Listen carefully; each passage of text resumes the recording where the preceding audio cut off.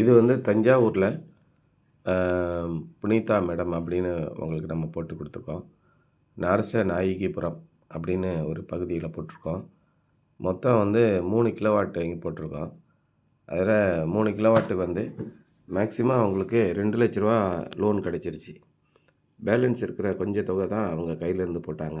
அந்தளவுக்கு இப்போ வந்து உங்களுக்கு நிதி வசதி அதிகமாகவே கிடைக்குது. இங்கே வந்து பாருங்கள், சிமெண்ட்டு ஷீட்டு தான் போட்டிருக்காங்க. அந்த சிமெண்ட்டு ஷீட்டில் நம்ம சோலார் போடணும் அப்படிங்கும்போது அது உடஞ்சி போயிடும். அதுக்கு வாய்ப்பு கிடையாது. அதனால் அதுக்கு வேறு மாதிரி அதை டிசைன் பண்ணி அந்த சிமெண்ட்டு ஷீட்டை பாதிக்காமல், அதே நேரத்தில் மெயின்டெனன்ஸுக்கும் ஈஸியாக இருக்கிற மாதிரி, ஸ்ட்ரக்சரும் ஸ்ட்ரென்த்தாக இருக்கிற மாதிரி அடிஷ்னலாக ஸ்ட்ரக்சர் போட்டு பூஸ்ட் பண்ணி கொடுத்துட்டோம். இப்போ வந்து அவங்க சர்வசாதாரணமாக அவங்க சோலார் பேனலை மெயின்டைன் பண்ண முடியும். சோலார் பேனலும் நல்லா ஸ்ட்ராங்கான ஸ்ட்ரக்சரில் உட்காந்துரும். அந்த பேனலுக்கு கீழேயே அந்த 3 kilowatt AC distribution box, DC distribution box, inverter எல்லாமே வச்சு கொடுத்துட்டோம். இதில் மழை தண்ணி உள்ளே போகிறதுக்கான வாய்ப்புகளும் இல்லை. சாரெல்லாம் அடிக்காது. அதே நேரத்தில் காற்றோட்டத்துக்கும் எந்த விதமான குறைவும் இல்லாமல் நம்ம வச்சுருக்கோம்.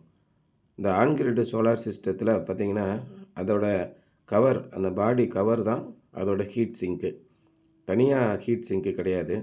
அதனால் மின்சார உற்பத்தி ஆகும்போது பகல் நேரங்களில் அதிகமான வெப்பம் அதில் உருவாகும். அதுக்குள்ளே ஒரு கூலிங் ஃபேன் இருக்குது. இது வந்து அந்த ஹீட்டை எக்ஸ்போஸ் பண்ணிக்கிட்டே இருக்கும்.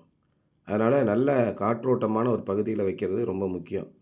இந்த ஏணிப்படிக்கு அடியில், அப்புறம் இந்த தண்ணி தொட்டிக்கு அடியில், அது மாதிரிலாம் பல இடங்களில் வச்சுருக்காங்க. அந்த மாதிரி வைக்கக்கூடாது.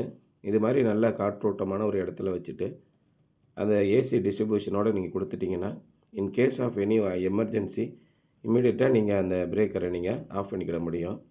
இது மாதிரி வைக்கும்போதே உங்களுக்கு எமர்ஜென்சியே வராது.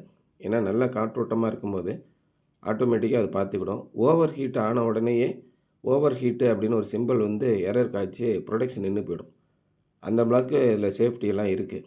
நம்ம இங்கே சோலார் பேனலில் ப்ரொடக்ஷன் எல்லாமே கொண்டாந்துட்டு கீழே இருந்து ஏசி வயர் மட்டும் மேலே கனெக்ஷன் கொடுத்துருக்கோம். நெட் மீட்டரும் மாற்றியாச்சு.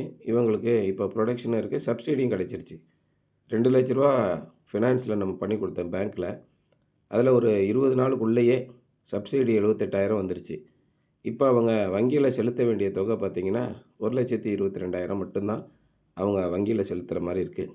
அப்போ மாதம் கரண்ட்டு பில்லு 4,000 வந்திருக்குன்னா, அது 2,000 பிரித்து ஒரு 5 வருஷத்துக்கோ 7 வருஷத்துக்கோ அவங்க ஒரு இஎம்ஐ மாதிரி கட்டிட்டு வந்துட்டாங்கன்னா ரொம்ப சுலபமாக அந்த கடன் அடைஞ்சு போயிடும்.